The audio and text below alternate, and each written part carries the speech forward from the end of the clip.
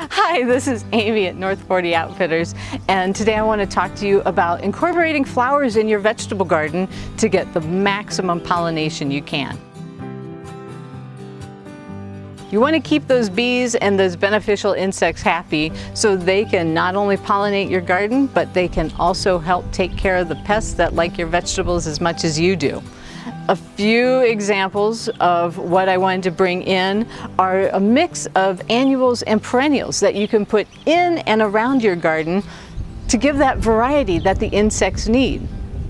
Now, when we are considering the garden, a lot of times we look for maximum amount of space. And while we typically don't have monoculture type things in our backyard, a lot of times it's the same crops row after row, even if especially if we have large gardens. But by bringing in flowers, it really mixes it up, and you don't tend to have as much pest pressure on certain species because you have those beneficials that are in, like eating the aphids and the other things that can be such a problem. So a couple of the things that are great that I brought here today is this Russian sage, Perovskia, and it's a perennial. So it's something that you're going to want to put on the outskirt of the garden. Of course, you know, keep the annuals on the inside, put the perennials on the outside. But it's a great one because it's really super hardy and it'll grow 3-4 feet tall. Tons of flowers for extended periods of time during the summer, and it's loaded with bees. Other ones are just the coreopsis and columbine, and then of course any of the delphiniums are great. Butterflies are often visiting, and you know, butterflies are important pollinators as well. We always look to honeybees, but we also have to consider we have wasps to some degree, and different flies and butterflies and all sorts of things. And especially I want to mention our native bees. You know, we have the honeybees, but we also have mason bees and leafcutter bees that really do a bang-up job in pollination. And our favorite little bumblebees that will be out working in the cold when it's 45, 50 degrees and the honeybees are still hanging out in the hive. So you want to plant with everybody in mind. So we put the perennials along the outskirts of the garden, at least as close as you possibly can, depending on your design. But don't forget the inside.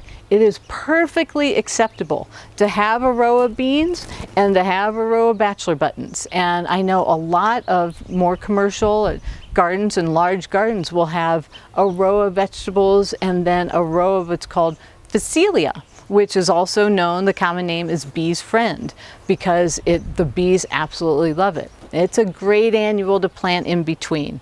Some of my other favorites that I wanted to bring along today, like I mentioned before, are bachelor buttons. Now these will reseed, so you're going to want to keep that in mind, that you're going to put them in a spot, and probably next year you're going to have to transplant some of the volunteers that are going to come up. But these are so beautiful and the bees love them. Cosmos are the same. You simply spread them in the garden after the danger of frost, and they're going to come up, and bees and butterflies and everything will be all over. Sunflowers, of course, are another one that they're going to be tall and also covered in bees later. And truthfully, the way you want to think about it is you want to think from spring until fall, that you have something blooming as long as you possibly can. So bachelor buttons are a great one for the early in the season, and then delphiniums and sunflowers, that you want that food source that brings the bees in to the flowers, but they're not going to just stop there. They're going to come in and they're going to pollinate all your vegetables too. So when you're looking at flowers in your garden, think about color, think about what you like, and think about from spring to fall. A few flowers go a long way, and you're going to see the results when you harvest at the end of the season. So if you want to pick up a few flowers or learn more about what you can plant in your garden to bring those pollinators to you, stop in any of our North 40 Outfitters stores or visit us on north40.com. If you have any questions, be sure to comment below, and don't forget to hit that subscribe button for more videos.